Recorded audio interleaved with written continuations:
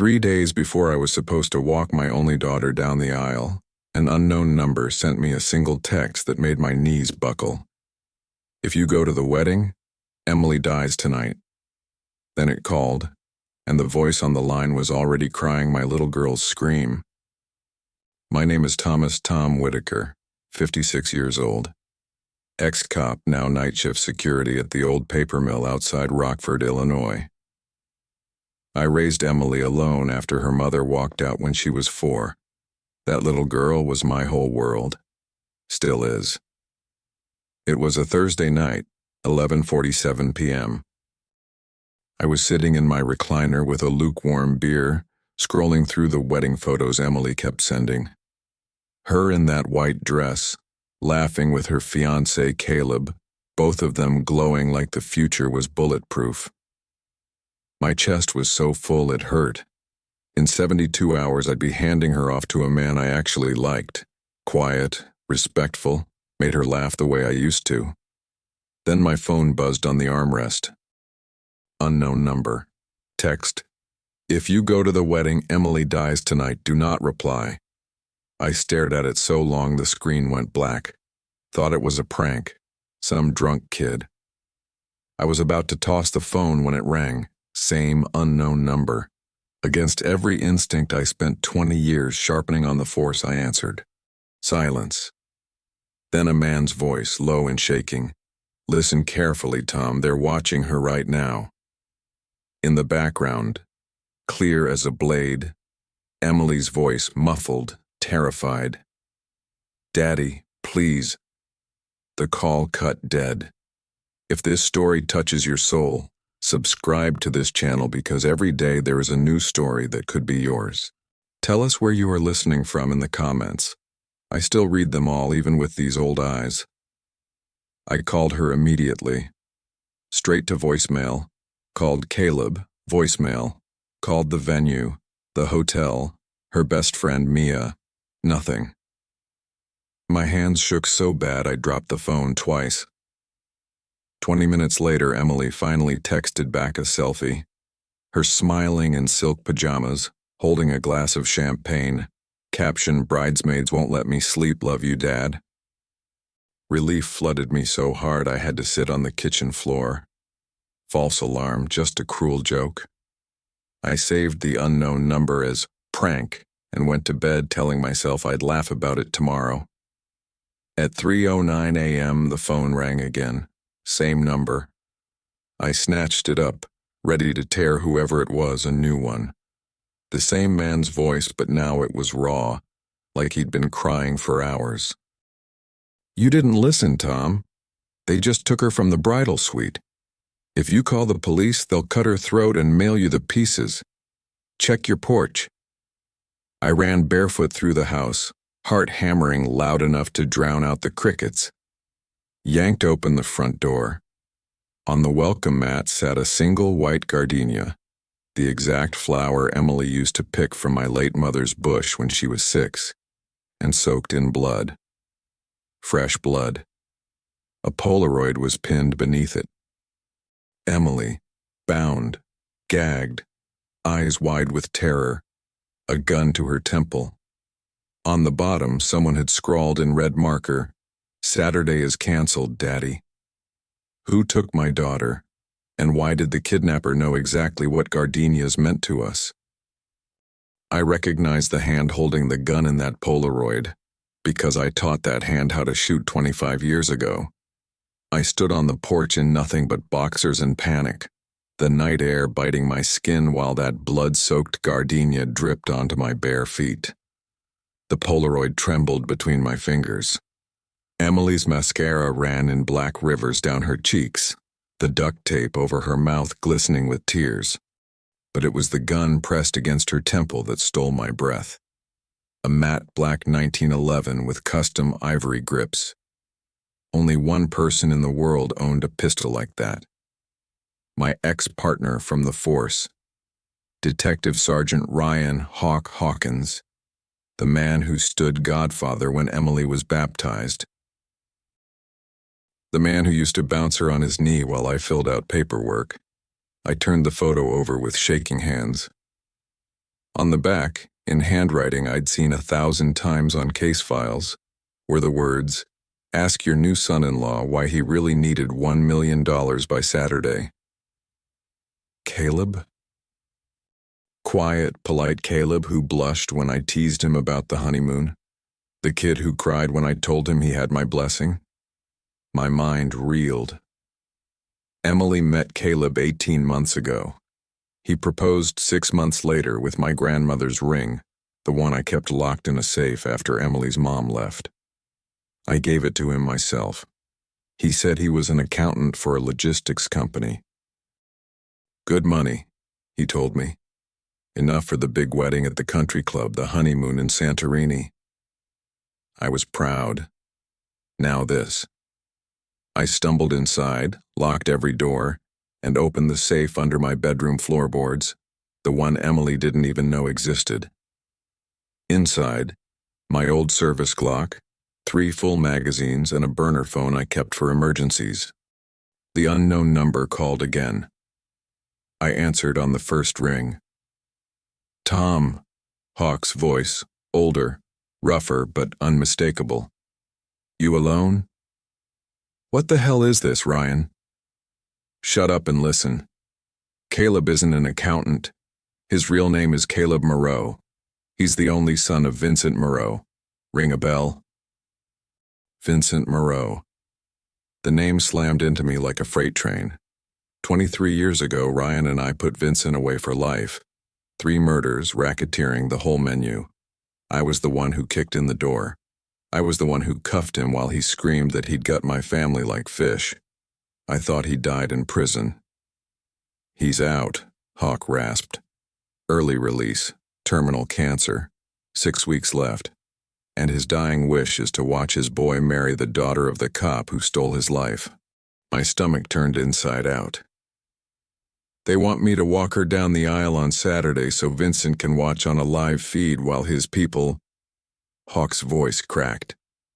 While they finish what they started in '02. I couldn't breathe.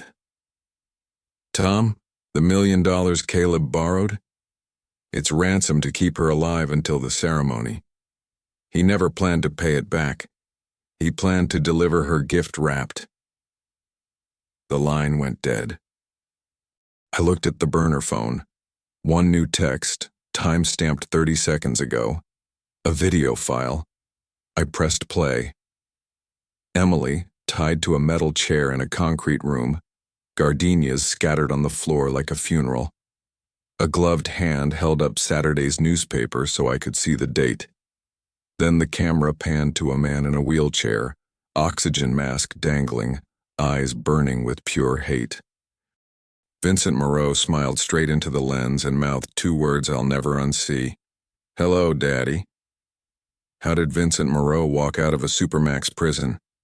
And why did Caleb choose my daughter out of 7 billion people on this planet? The next call came from Emily's own phone. But when I answered, the only thing I heard was her begging me not to give them what they wanted. And then the unmistakable click of a round being chambered against her skull. I stood frozen in my bedroom at 4:12 a.m., the burner phone still warm in one hand, my Glock in the other. Vincent Moreau's skeletal grin from the video was burned onto the inside of my eyelids every time I blinked. I did the only thing an ex-cop knows how to do. I started digging. First call. My old lieutenant, now retired in Florida. Took me 20 minutes of begging to get him to pull strings at 4 a.m. He called back pale as milk. Tom. Vincent Moreau was released on compassionate grounds 3 months ago. Stage 4 pancreatic. The warden signed it himself. No press, no notification to victims' families. They buried the paperwork so deep it needed a submarine. Second call. The State Police Major Crimes Unit. They stonewalled me until I mentioned the name Caleb Moreau. Sudden silence then. Stand by. 10 minutes later, a captain I never liked told me, "Stay in your lane, Whitaker, this is federal now." Federal. That word tasted like rust in my mouth. I opened my laptop, The one Emily bought me last Christmas because, Dad, you still use a flip phone like it's 2005. I logged into the old police database I still had backdoor access to. Don't ask. Typed Caleb's full legal name. Nothing. Then I typed the name he used when he met my daughter. Caleb Whitmore. Boom. Sealed juvenile record, age 17. Aggravated assault. Victim, his own mother. Case disappeared the same week Vincent went away for life. Someone paid a fortune to erase the kid. I was staring at the screen when Emily's phone rang in my hand. The regular one, the one with the photo of us at her graduation as the lock screen. I answered. Daddy? Her voice was small, hoarse, drugged. Whatever they ask, don't give it to them, promise me. Baby, I'm coming for you. A man's voice cut in, calm, almost kind. Caleb. Hi, Tom. You've been a busy boy. I heard him kiss her temple, the wet sound loud through the speaker. Emily whimpered. Stop touching her. Relax. She's still pure for the wedding photos, Dad insists. A soft laugh. Here's the new deal. You will show up Saturday in your tux. You will smile. You will walk her down the aisle. You will give a toast about how happy you are to welcome me into the family. And when it's over, Vincent gets his moment on camera and Emily gets to live. Bullshit. You'll kill her the second. No. We're traditional. After the vows, she becomes family. Family doesn't get hurt. A pause. But if you're not there, Tom, if you bring cops, if you breathe wrong, we start mailing you fingers, starting with the one that'll never wear my ring. The line went dead. I screamed into the empty house until my throat bled. Then the front doorbell rang. I crept downstairs, Glock raised. Through the peephole, a courier in brown holding a long white box tied with satin ribbon. I opened the door a crack, gun behind my back. Sign here, sir. Wedding gift for a Miss Emily Whitaker. I signed with a shaking hand. Inside the box, the bottom half of Emily's wedding dress, soaked crimson, the lace shredded like claws had ripped through it. Pinned to the fabric was a new Polaroid. Emily on her knees, blindfolded, hands zip-tied. And behind her, arms wrapped around her waist like a lover, was Caleb, smiling for the camera. Scrawled on the bottom, See you at the rehearsal dinner tomorrow night, Dad. Come alone. Why did Caleb want me at the rehearsal dinner a day early? And whose blood was really on my daughter's wedding dress? The moment I stepped into that rehearsal dinner with my daughter's blood still under my fingernails, Caleb greeted me with a hug and whispered, "Smile, Dad, because Mom just walked in behind you." I hadn't slept in 40 hours. My eyes were red, my suit wrinkled from driving all day with the Glock taped under the driver's seat. But I walked into the Willowbrook Country Club at 6:58 p.m. Friday, like a man who still believed tomorrow would have a wedding instead of a funeral. The room looked perfect. Fairy lights, white roses, laughter echoing off crystal glasses. 30 of Emily's closest friends and family, none of them knowing she was missing. They all thought she was resting at the spa with the bridesmaids. Caleb had sold the lie beautifully. He met me at the door in a navy tux, hair perfect, eyes shining like we were already family. He pulled me into one of those hard backslaps men do. "Glad you made it, Tom," he murmured against my ear. "Smile for the cameras, and whatever you do, don't turn around too fast." Then he stepped aside. Standing by the grand piano, holding a glass of champagne like she belonged there, was a ghost. Lisa, my ex-wife, Emily's mother, the woman who walked out 22 years ago with nothing but a suitcase and a goodbye note that said, "I was never meant to be a mother." She looked almost exactly the same. Same sharp cheekbones, same auburn hair now streaked silver, same cold green eyes that used to look right through me. She wore a mother-of-the-bride dress in pale champagne silk, like she'd earned the right. My knees almost gave out. Caleb steered me toward her with a hand on my elbow gripped tight enough to bruise. "Surprise," he said loudly for the room. "Lisa flew in from Paris this morning. She wouldn't miss her baby's big day." People clapped. Someone shouted, "Family reunion." Phones came out. Lisa smiled that old crocodile smile and opened her arms. "Tommy," she said, voice honey over broken glass. "It's been too long." I let her hug me because I had no choice. Over her shoulder I saw Caleb watching, eyes glittering with victory. When she pulled back, she kept hold of my hands and squeezed once. Hard. A warning. Under the cuff of her sleeve, I saw it. A fresh bruise in the shape of fingers around her wrist. Someone was controlling her too. Dinner began. I sat at the head table between Lisa and Caleb like a condemned man. Every laugh felt like a blade.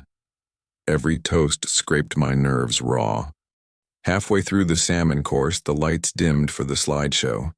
Emily as a baby, Emily losing her first tooth, Emily at graduation. Photos Lisa had never been in, until the last one. The screen went black. Then a single image. Emily, tied to the same metal chair, but now wearing the top half of her wedding dress, veil torn, lipstick smeared like blood. A timer in the corner counted down from 10, 9, 8. The room gasped. Someone screamed. Caleb stood up, calm as a priest. "Technical glitch, folks, excuse me." He killed the projector with a remote. Lights came up, smiles plastered back on. But Lisa was shaking. She slipped a folded note into my lap under the table. I waited until dessert, then went to the men's room and locked myself in a stall. The note was written in her old perfume-scented ink. "They have her in the wine cellar beneath us. Vincent is here. He's dying tonight and wants to see you beg before he goes. Caleb is his son. I didn't know until yesterday. I'm sorry, Tommy. They'll kill her at midnight if you don't give them the evidence that sent Vincent away. The flash drive you still keep in the old badge wallet." My blood froze. 23 years ago, I kept one piece of evidence off the books. A flash drive with Vincent torturing his third victim on video. Insurance. I swore I'd destroyed it. I never did. Midnight was 3 hours away. How did Lisa know about the flash drive I told no one about? And why was she wearing an ankle monitor under that champagne silk dress? I was staring at the ankle monitor blinking red beneath Lisa's dress when Caleb leaned over the dessert table and said, "Time to go downstairs, Dad. Vincent's waited 23 years for this dance." The rehearsal dinner carried on above us like nothing was wrong.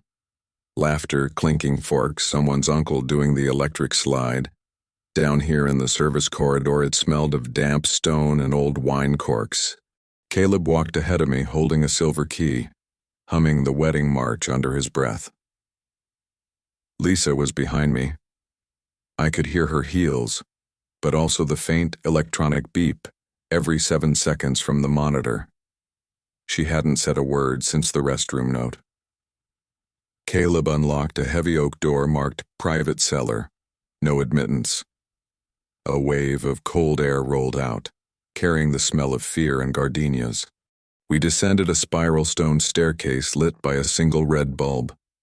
My heartbeat counted every step. At the bottom, a cavernous room lined with dusty bottles worth more than my house.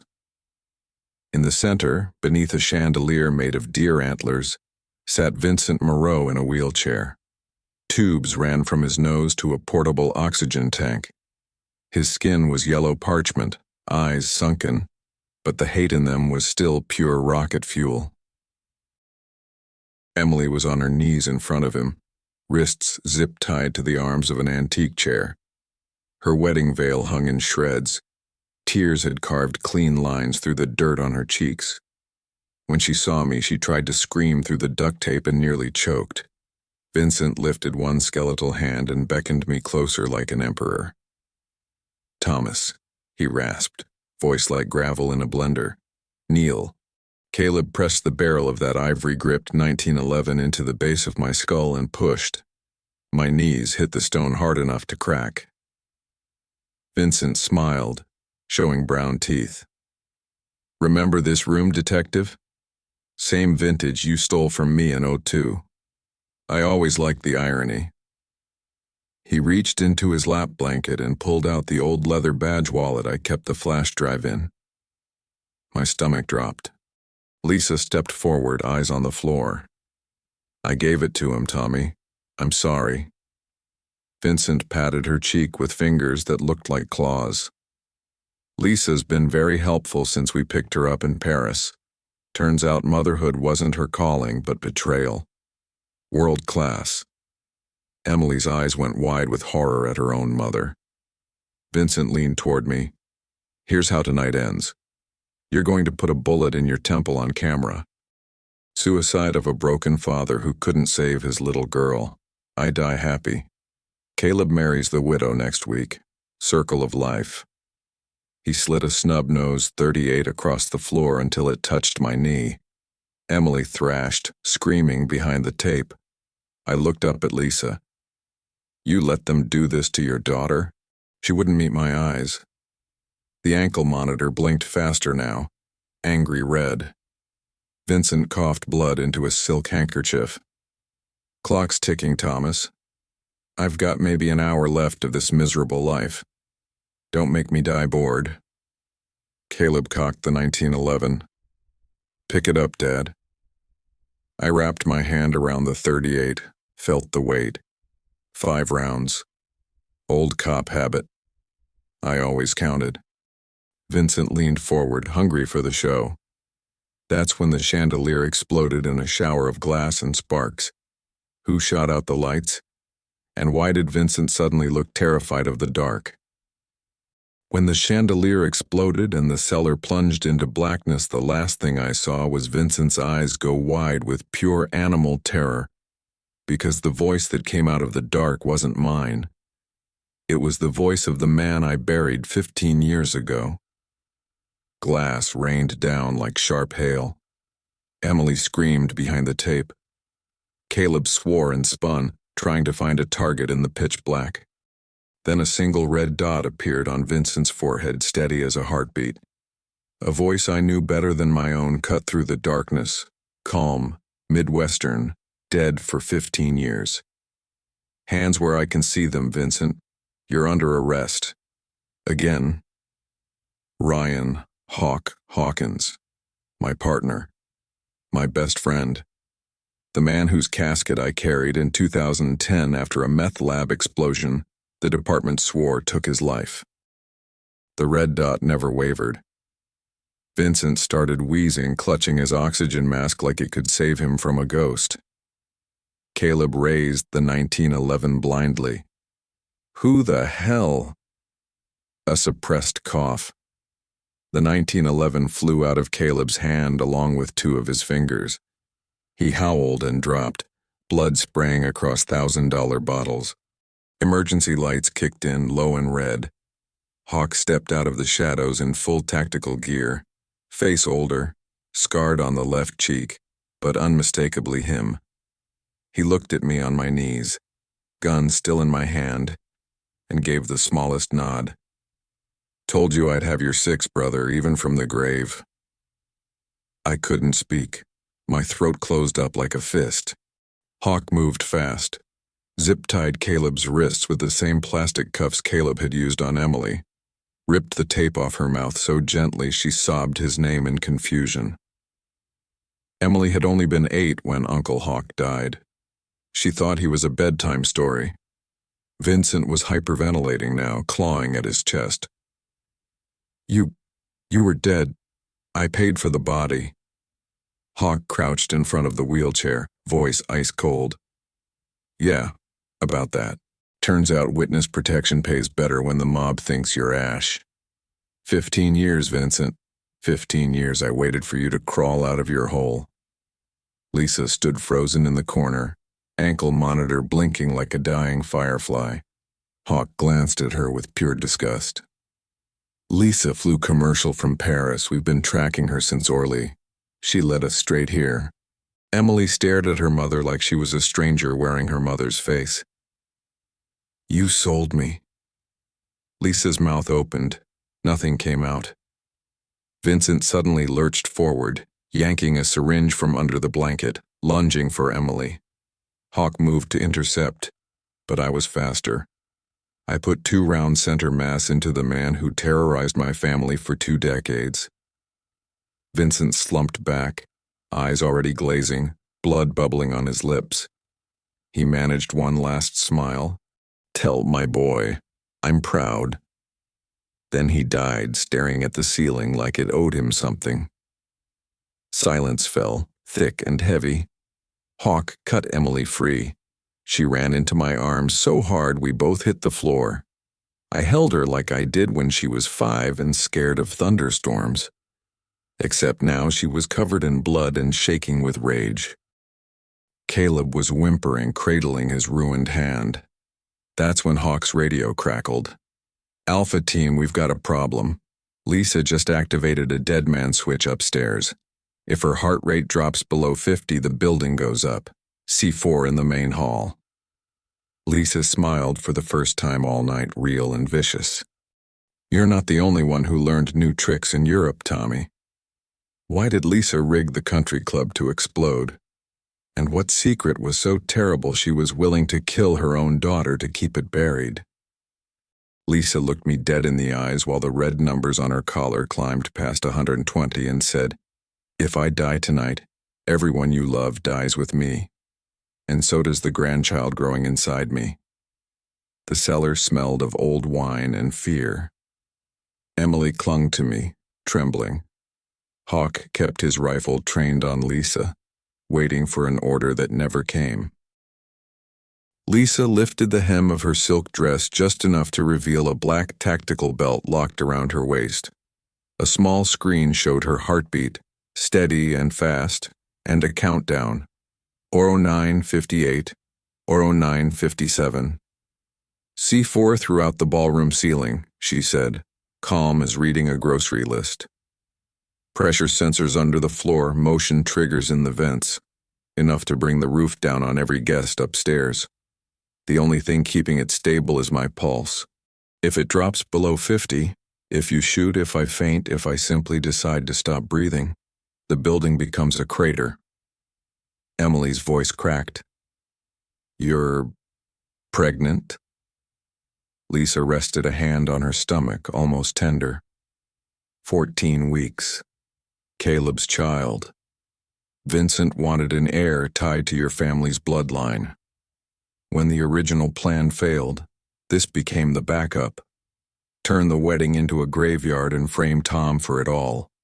I felt the floor tilt under me. My ex-wife, the woman who walked out on a 4-year-old, was carrying my grandchild and willing to end hundreds of lives to protect a dead man's dream. Hawk spoke low. Tom, bomb squad is 25 minutes out. We're on our own. Lisa's smile was small and sad. Actually, 8 minutes, 50 seconds now. Time flies when you're saying goodbye. Emily stepped forward, tears shining. You left me once. You came back to sell me to monsters. And now you'd kill my dad and everyone I love. For what? Lisa's mask slipped for a heartbeat. I never wanted to be a mother, Emily. I told your father that before you were born. Vincent gave me something else, purpose, safety, a life where I wasn't invisible. I thought I could keep you separate from it. Her gaze dropped. I was wrong. The collar beeped faster. 0712. I dropped to my knees in front of her, voice raw. Lisa, please. For the baby. Let Emily walk out. I'll stay. I'll give you whatever you need. Just let my daughter live. For 1 second, something human flickered in her eyes. The girl I married, maybe. She opened her mouth to answer. Then every light in the cellar went black. Who killed the power? And why did Lisa suddenly whisper the childhood nickname only one person on Earth still remembered? Mike's shotgun never wavered, but when he looked at Lisa and said, "You're under arrest for the murder of Emily Whitaker, age 4, my daughter's knees hit the stone floor like every bone in her body had turned to water. Emily's whisper barely reached me. I died? The cellar froze. Anya's team half raised their weapons. Hawk on the floor, me zip-tied, Lisa's bomb collar ticking down to 0411. 0410. Mike stepped deeper into the light, 2 agents behind him moving like men who had practiced this moment for years. Lisa Marie Whitaker, Mike continued, voice flat and official. You have the right to remain silent. Lisa gave a broken laugh. You're 22 years late, rookie. Emily stared at her mother as if the woman had peeled off her face. You told me I fell off the swing. You said the scar was from the playground. Lisa's eyes filled. You weren't supposed to remember any of it.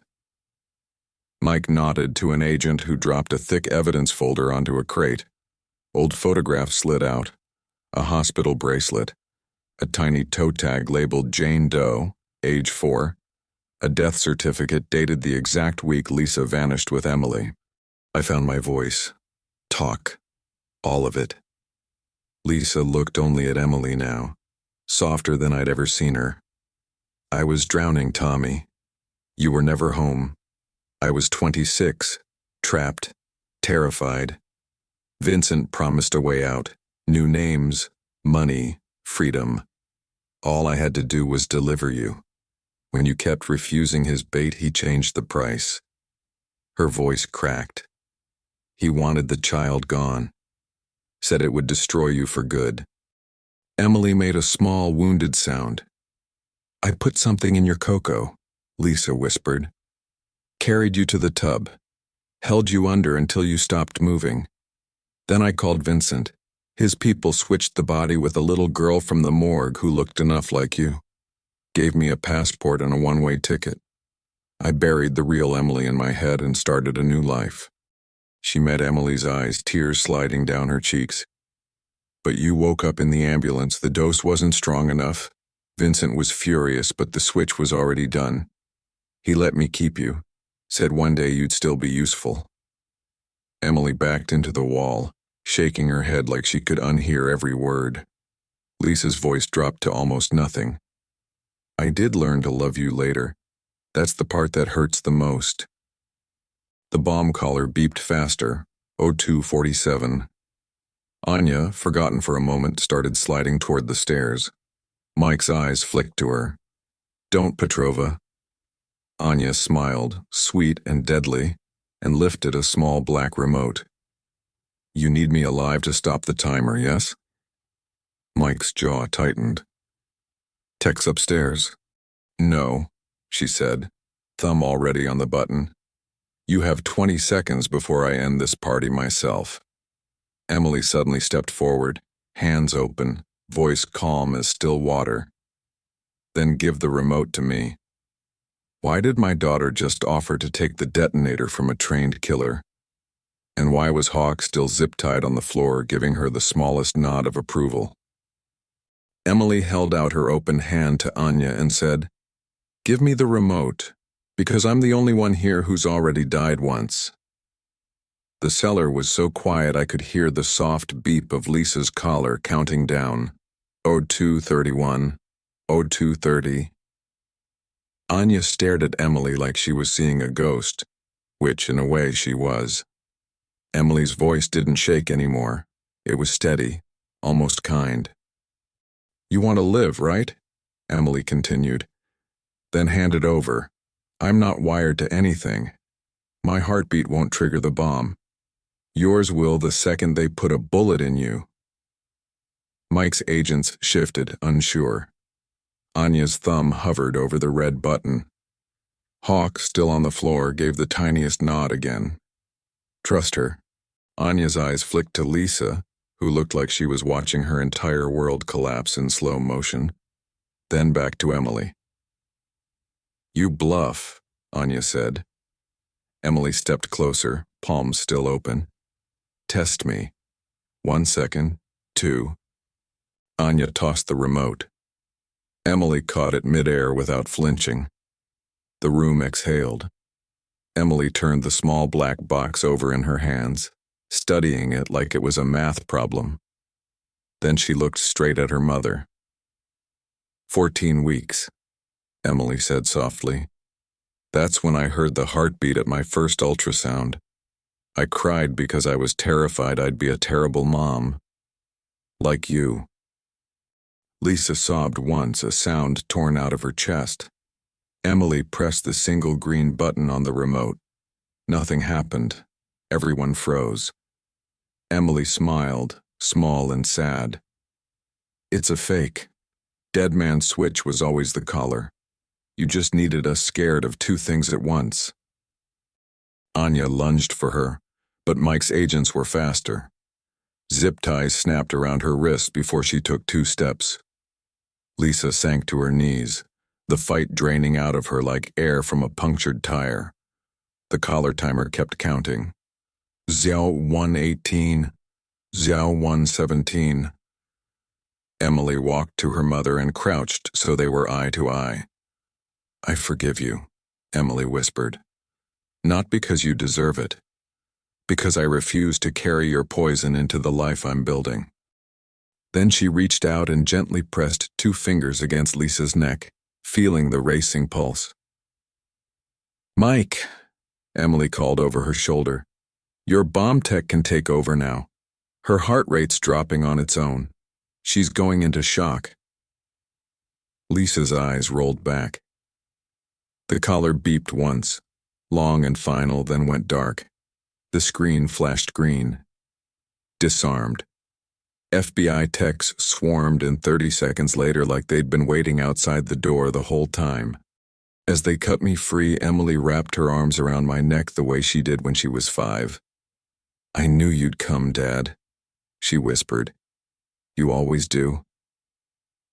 I held her so tight I felt her heartbeat against mine, strong, steady, alive. But while the agents led Lisa and Anya away, Hawk pulled me aside in the shadows. "We're not done," he said quietly. Vincent had a failsafe. A dead man server. If his heart stopped and no code was entered within 1 hour, every dirty secret he ever kept goes public at sunrise, including the real reason Lisa tried to drown Emily in the first place. He handed me a flash drive. "And Tom, your name is on that list too." What secret did I bury 23 years ago that was so terrible Vincent kept it as his final weapon? And why did Emily just mouth, "I already know," when she saw the drive? Emily looked at the flash drive in Hawk's hand and mouthed 3 silent words that turned my blood to ice. "I already know." The cellar was emptying fast, medics wheeling Lisa away on a stretcher, agents hauling Anya and Caleb toward the stairs, bomb techs packing up their gear. Emily and I stood in the middle of it all like the eye of a hurricane. I stared at my daughter. "What do you mean you already know?" She took the flash drive from Hawk's palm, gentle, like it was fragile glass instead of a bomb waiting to go off. 3 months ago, she said, voice low so only Hawk and I could hear. Caleb got drunk after his bachelor party. He thought I was asleep. He opened his laptop, plugged in a drive just like this one, and started crying at the screen. I pretended to stay asleep, but I saw the file name, Whittaker 1999. My stomach dropped through the floor. Hawk's eyes flicked to me, sharp. He knew that year. Everyone who was on the job in '99 knew that year. Emily kept talking, calm, too calm. "I made a copy while he was in the shower the next morning. I've been carrying it ever since, waiting for the right moment to understand what I was looking at." She pulled a second, smaller drive from the tiny pocket sewn inside her torn wedding dress, the one place no one had searched. I didn't want to believe it, Dad. But I needed to hear it from you first. Hawk exhaled through his teeth. Sunrise is 4 hours away. Whatever's on there goes live to every major news outlet, Interpol, the DOJ, unless we input Vincent's kill code into his server before then. He looked at me like a man watching his brother walk to the gallows. Emily held up both drives. We can still stop it, but only if you tell me the truth. All of it. Right now. I felt every year of my life settle on my shoulders. 1999, the night that broke me. I looked at my daughter, my miracle, my survivor, and started talking. Vincent didn't just run drugs and protection, he ran kids, a pipeline through the port. I was lead detective. We were so close to shutting it down, then one night, and we raided the wrong warehouse. My intel was bad. My voice cracked. There was a little girl, 8 years old, hiding in a shipping container. When the flashbangs went off, she ran straight into the crossfire. Emily's eyes filled, but she didn't look away. I was the one who fired the shot, I whispered. I killed her, Em. An innocent child. Vincent had the body cam footage. He buried it, used it to control half the department, including me. In exchange for my silence, he promised the pipeline would stop. It never did. Hawk closed his eyes. He'd carried that secret with me for 23 years. Emily's hand found mine, small but steady. That little girl, she said quietly. Her name was Sofia Delgado, Mike's younger sister. That's why he's here tonight. That's why he never gave up. I couldn't breathe. Emily squeezed my fingers. You've carried this alone long enough, Dad. Let's go end it together. What price did Vincent demand from me all those years ago that I never told a soul? And why did Emily just say, we're not stopping the release, we're rewriting it? Emily clutched the flash drives and said, we're not stopping Vincent's release, we're rewriting it. As Mike stepped forward with a laptop and a look that said he'd been waiting 26 years to bury his sister's ghost. The cellar was nearly empty now, just me, Emily, Hawk, and Mike. The air smelled of dust and spilled wine, the aftermath of chaos. Lisa was gone, Anya and Caleb in federal custody, Vincent's body cooling upstairs under a coroner's sheet. But the clock was still ticking, 3 hours until sunrise, when Vincent's server would spill every secret he'd hoarded, including the one that would end me. Mike set the laptop on a crate, its screen already open to a dark web interface I recognized from my days chasing hackers. A countdown blinked in red. 02:58:17. Vincent's failsafe, Mike said, voice like gravel. Encrypted server in a bunker somewhere in Estonia. If we don't input the kill code by 5:43 a.m., it auto-sends everything. Your body cam footage from '99, Tom, plus evidence tying half the department to Vincent's payroll. Careers, families, pensions gone. Emily's eyes were steel. Then we don't stop it. We hijack it. Release only what we choose. Let Vincent's empire burn, but protect the people who deserve it. I stared at her. My little girl, who used to cry over scraped knees, was talking about rewriting a dead mobster's legacy like it was a college essay. Hawk raised an eyebrow. Kid, you got a plan? Or is this just the adrenaline talking? Emily held up the drive she'd stolen from Caleb. This has the master file. Caleb was supposed to upload it tonight to trigger the release. I've been studying it for weeks. There's a backdoor, a way to edit the payload before it goes live. We can delete Dad's footage, expose Vincent's network, and pin it all on Anya and Caleb. Clean. Mike's face softened for the first time all night. You sound like Sophia. She was fearless too. The mention of his sister hit me like a fist. I saw her face again. 8 years old, braids, running scared into the dark. I said. If we do this, my name still comes up. I pulled the trigger. I don't deserve to walk away clean. She turned to me fierce. You were trying to save kids like her. You made a mistake. You've paid for it every day since. I'm not losing you to a dead man's vendetta. Mike nodded. She's right, Tom. But there's a catch. The server needs a 16-digit code to access the back door. Vincent never shared it. Only one person might know it. We all looked toward the stairs where Lisa had been taken. Hawk cursed softly. She's in FBI custody, halfway to a holding cell by now, and she's not exactly cooperative. Emily's jaw tightened. Then we get to her. Tonight.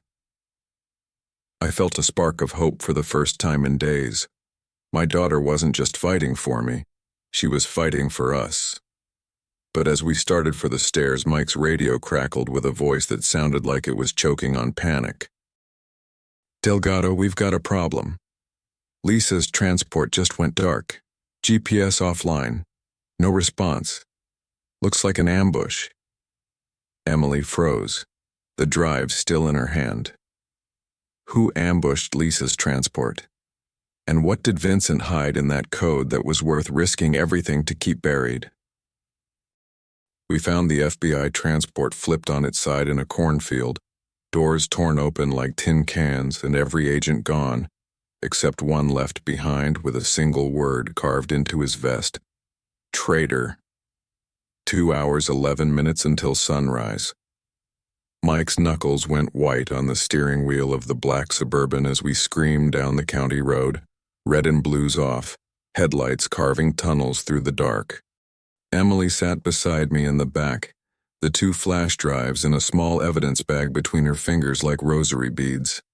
Hawk rode shotgun, scanning a tablet tied into traffic cams.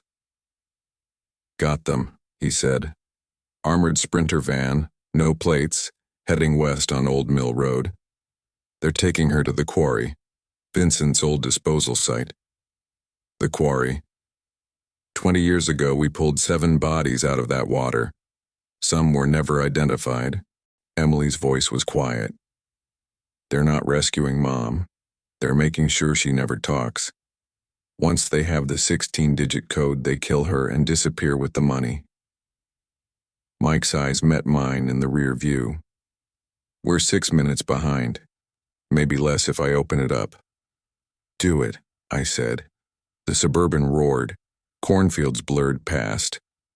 My phone buzzed unknown number. I put it on speaker. Lisa's voice hoarse, terrified. Tommy, they have me. They want the code.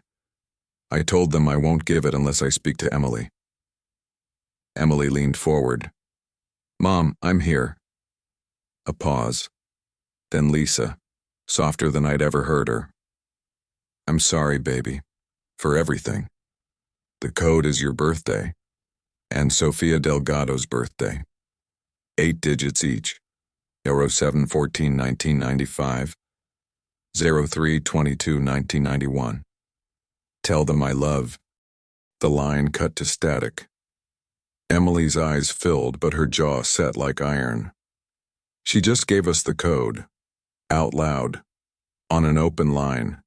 She knows they'll kill her the second they confirm it works. Hawk looked back at us. She just bought us time and gave us the keys. We hit the quarry entrance doing 90. The gate was already smashed open. Tire tracks led straight to the water's edge. The Sprinter van sat under floodlights, back doors open. 4 men in black tactical gear. Lisa on her knees in front, hands zip-tied, collar still blinking. One of the men held a satellite phone to his ear, repeating the code Lisa had just spoken. Emily whispered, "They're logging in now." Mike killed the headlights.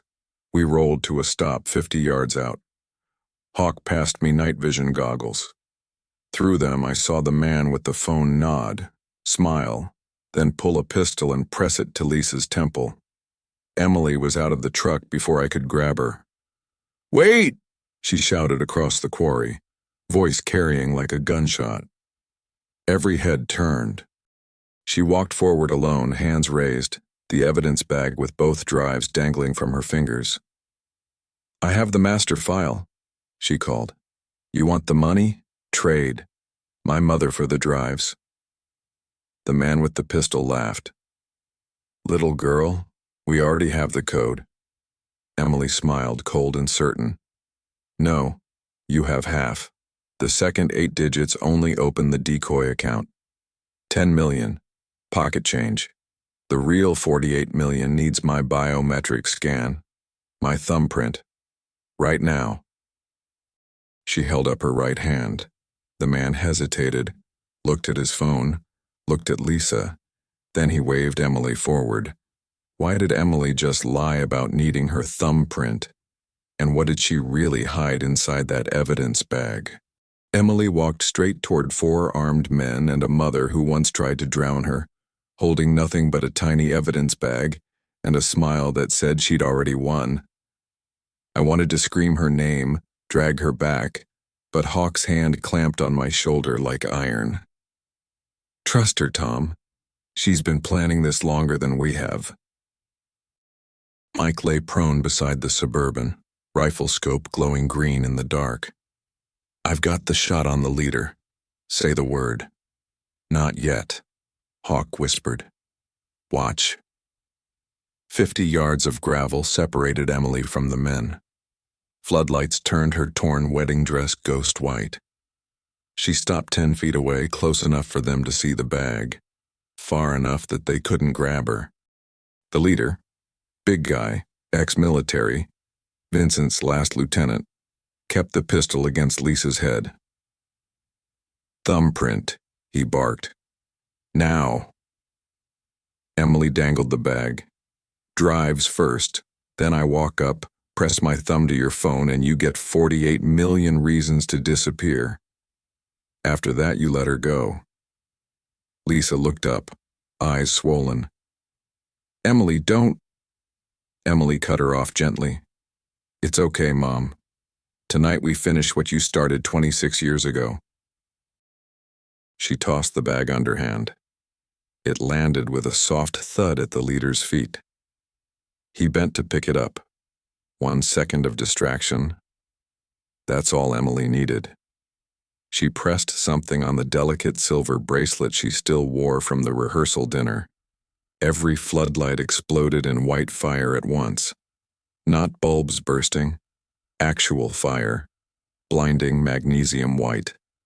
The men screamed, clawing at their eyes. Night vision turned against them. Mike's rifle coughed twice. 2 men dropped. Hawk and I were already moving.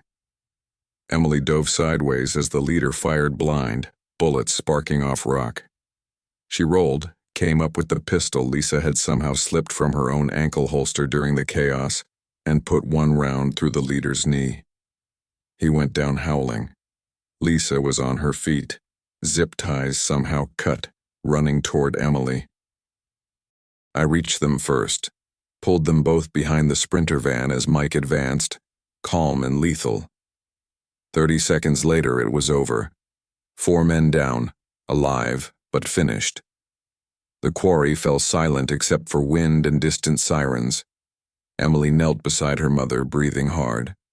Lisa touched Emily's cheek with shaking fingers. "How?"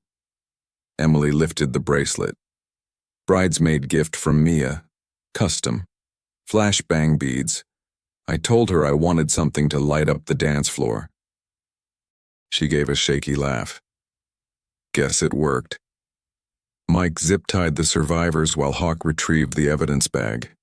Inside, the 2 drives, and a tiny EMP puck no bigger than a quarter, now fried from use. Emily looked at me, eyes shining in the dying flare light. "The real drives are already uploaded," she said. 15 minutes ago from the Suburban. I sent everything to Mike's task force cloud. Vincent's empire, the payoffs, the kids he hurt, all of it goes public at sunrise. But Dad's body cam file, I deleted it the second we had the code. I couldn't speak. Lisa started crying, quiet, broken sobs against the gravel. Emily crouched beside her. You gave me life twice, Mom. Once when you couldn't finish what you started in that bathtub, and tonight when you gave me the code on an open line. We're even. Lisa looked up, wrecked. What happens to me now? Emily stood. You live, you face it. And maybe one day you earn the right to hold your grandchild. Sirens grew louder, real ones this time. Emily slipped her hand into mine. Come on, Dad, let's go watch the sunrise. As the sky turned pink over the quarry, Emily's phone buzzed with a single push notification from an unknown source. Thank you for keeping your promise, Sophia. The moment the sun broke over the quarry and Vincent's secrets began flooding the internet, Emily's phone lit up with a message signed by a little girl who died 26 years ago. Thank you for keeping your promise, Sophia. We stood on the ridge above the water, the 5 of us wrapped in FBI blankets while agents swarmed below. The sky was rose gold, the kind of sunrise that makes you believe in second chances. News helicopters already circled like vultures. Mike's laptop, balanced on the hood of the Suburban, showed live feeds. CNN ticker. Massive corruption scandal rocks Midwest. Dozens of arrests expected. Local station. Notorious crime boss Vincent Moreau's empire exposed from beyond the grave. Twitter trending. Moreau files. Emily's name was nowhere. Mine wasn't either. She had kept her word. She stared at the message on her screen, thumb hovering. Sofia Delgado. Age 8 forever. I found my voice. How? Emily swallowed hard. Last year I found an old forum for families of Vincent's victims. Someone posted a photo of Sophia holding a handmade card that said, "When the bad man is gone, plant gardenias for me." I promised her I would. I just didn't know I'd be keeping it this way. She looked down at the quarry lake, calm and black, then back at the phone. Another message appeared, same unknown number. Gardenias are blooming early this year. Thank you for giving my brother peace. You kept your father's heart clean. Now live, Emily Whitaker. Live loud. The number dissolved. The message self-deleted. Mike's eyes were red. He didn't try to hide it. Sophia always believed people could change, he said. Looks like she was right. Hawk clapped me on the back, the first real smile I'd seen from him in 15 years. We're done here, brother. Paperwork's gonna suck, but the bad guys lost. Go home. Home. The word felt foreign after everything. Emily slipped her arm through mine as we walked to the Suburban. Lisa sat in the back of an FBI cruiser, blanket around her shoulders, staring at us through the window. No cuffs. She'd agreed to full cooperation. Her sentence would come, but the baby would be born free. Emily paused at the open door. Dad, I need one more thing from you before we leave. Anything. She pulled a small white envelope from her dress pocket, the same pocket that once held the drives. Inside, a single gardenia petal and a folded note in childlike handwriting. Plant this with me. Love, Sophia. Emily met my eyes. There's a spot by Mom's old rose bush in our backyard. The one that never quite bloomed right. I think it's been waiting. I took the petal like it was made of glass. We drove home in silence, windows down, morning air washing the night off our skin. When we reached the house, Emily knelt in the dirt beside that stubborn rose bush. I handed her the petal. She pressed it gently into the soil, whispered something I couldn't hear, then stood. The first ray of real sunlight hit the ground where we'd planted it, and right there in front of our eyes the rosebush shivered, then pushed out one perfect white bloom that hadn't existed 5 seconds earlier. Emily laughed through tears. She always said gardenias mean hope. I pulled my daughter close and held her until the news choppers faded and the world felt big enough to start again. 6 months later, on the morning Emily gave birth to a healthy little girl, the rose bush bloomed with 8 perfect gardenias, one for every year Sophia never got to live. The day my granddaughter was born, 8 gardenias opened at once on a bush that had never given more than 3, and the nurse handed me a tiny bracelet that read, Sophia Whitaker Callahan. 6 months had passed like a held breath finally released. Lisa pled guilty in a closed hearing. No trial, no cameras. 25 years, possibility of parole in 15. She asked for one thing, to be allowed to write letters to the baby. Emily hasn't answered yet, but she keeps every envelope in a cedar box on the mantel, unopened, waiting for the day she's ready. Caleb and Anya disappeared into federal supermax. Vincent's money, what little hadn't been seized, was redirected to a trust for the children he harmed. Mike runs it now. He visits every Sunday with new photos of the kids in college, in trade school, in homes that love them. Hawk finally came home for good, bought the little blue house 2 streets over, says he's tired of being dead, and Emily glowed through her whole pregnancy. She and her new husband, a quiet pediatric resident named Jonah who proposed 3 weeks after the quarry, turned the spare room into a nursery painted soft yellow with one wall of gardenia wallpaper. I was in the delivery room when Sophia arrived. Hawk finally came home for good, bought the little blue house 2 streets over, says he's tired of being dead, and Emily glowed through her whole pregnancy. She and her new husband, a quiet pediatric resident named Jonah who proposed 3 weeks after the quarry, turned the spare room into a nursery painted soft yellow with one wall of gardenia wallpaper. I was in the delivery room when Sophia arrived. Jonah kissed Emily's forehead, tears on his cheeks. Middle name's Rose, he said, for the bush that finally bloomed. We brought them home 3 days later. The rose bush, gardenia bush now somehow, stood taller than me, heavy with exactly 8 perfect white blossoms. One for every year Sophia Delgado never had. Emily carried the baby to it, laid her gently in the shade of the leaves. Little Sophia blinked up at the flowers like she already understood. I felt a hand on my shoulder. Hawk. He almost never touches anyone anymore. She's beautiful, brother, he said, voice rough. Both of them. That night we sat on the porch, me, Hawk, Mike, Jonah, Emily rocking the baby.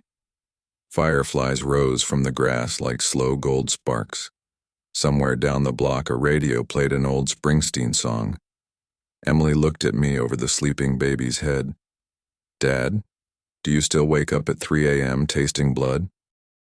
I thought about it, really thought. No, I said. Not since the quarry. She smiled, soft, fierce, final. Good. Then the story's over. I started to agree. Then the baby stirred, opened her tiny fist, and something fell into Emily's lap. A single white gardenia petal, fresh as morning, no idea where it came from. Emily laughed through fresh tears. Or maybe it's just beginning. I looked at the petal, at my daughter, at my granddaughter who carried a name that once meant only loss and now meant only hope. And for the first time in 26 years, I believed in tomorrow. 1 year later, on Sophia Rose's first birthday, the bush produced 9 perfect blossoms, and a small engraved stone appeared at its base that simply read, "Thank you for letting me grow." On the morning of Sophia Rose's first birthday, we found a tiny white envelope tucked inside her high chair, addressed in a child's careful handwriting. To Grandpa Tom. Open when you're ready to say goodbye. The backyard smelled of cake and cut grass. Balloons bobbed against a perfect blue sky. Neighbors, friends, and half the old precinct filled the lawn.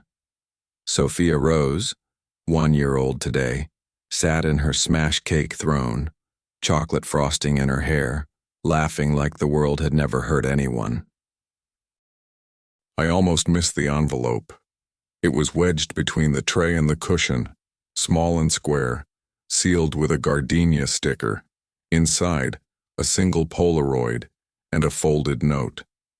The photo showed the gardenia bush at dawn, 9 perfect blossoms glowing like lanterns, and in front of it a little girl in a yellow dress, dark braids, holding a handmade sign that read, "Thank you for my 9 flowers." My knees buckled.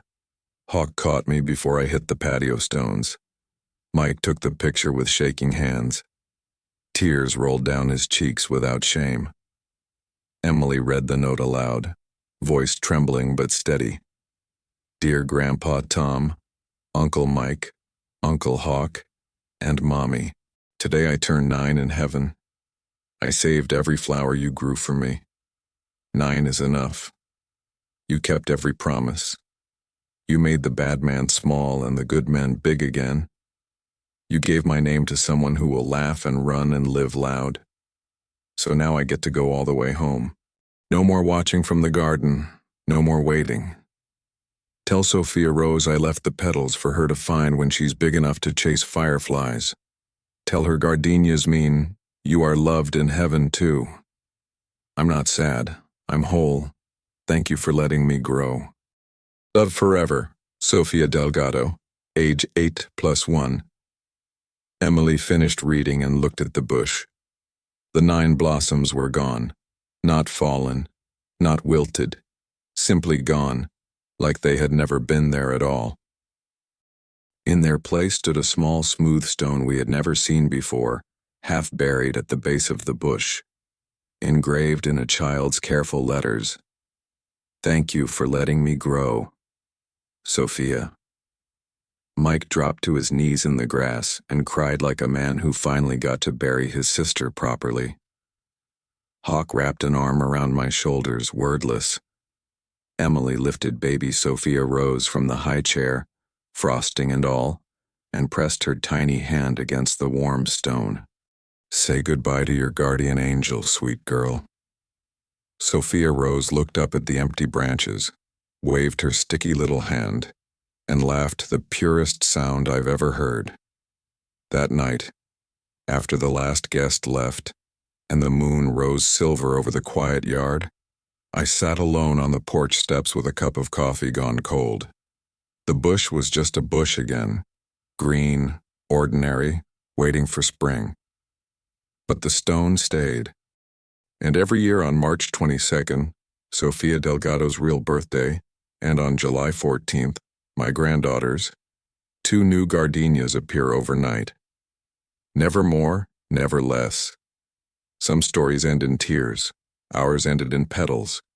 And if you're ever driving through our small town and see an old man watering a stubborn bush that shouldn't bloom in winter, slow down. Wave. Because some goodbyes aren't forever. Some are just thank yous in disguise.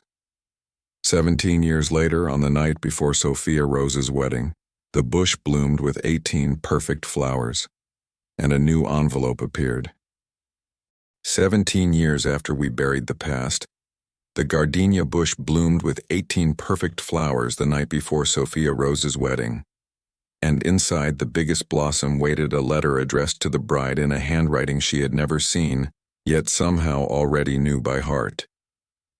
The house was quiet at 2:14 a.m., everyone asleep, Jonah snoring softly, Emily curled on the couch with the same cedar box of unopened letters from Lisa, now yellowed with time. I couldn't sleep. Old men don't on the night their grandbabies become wives. I stepped onto the back porch in my robe and bare feet, drawn by moonlight on white petals. 18 gardenias, 1 for every year Sophia Rose had lived, and 10 more for the years her namesake never got. The largest bloom hung low, almost touching the little stone that still read, Thank you for letting me grow. Inside the flower, folded smaller than a prayer, was a single sheet of pale yellow paper. I carried it inside, sat under the kitchen lamp and opened it with hands that shook for the first time in years.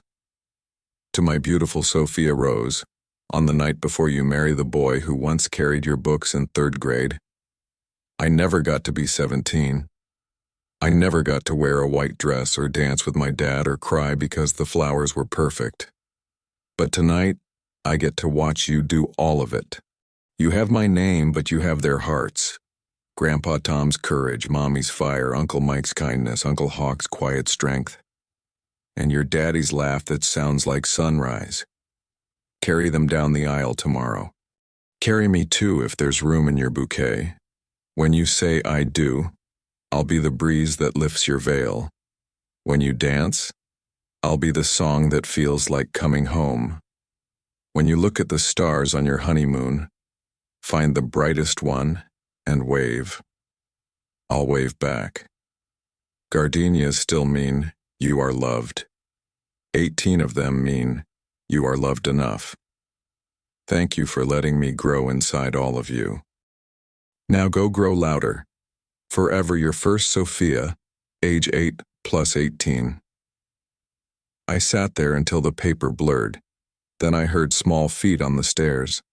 Sophia Rose, 17 going on forever, stood in her pajamas, hair in curlers, eyes already crying. I felt her, she whispered. In my dream, she gave me her flowers. I opened my arms. She folded into them like she did when she was 3 and the thunder scared her. We stayed that way until dawn painted the kitchen gold.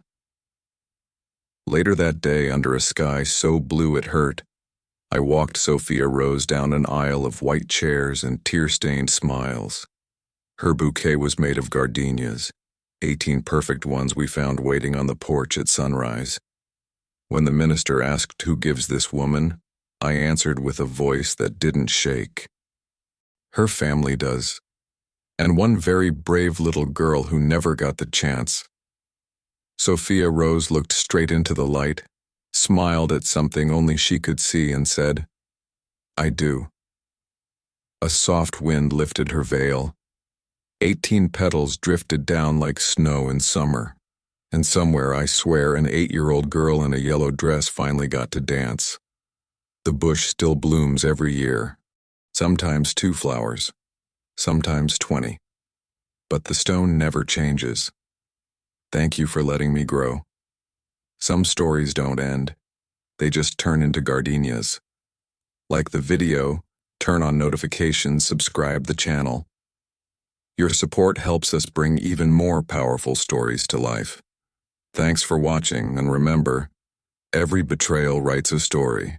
Every story deserves justice.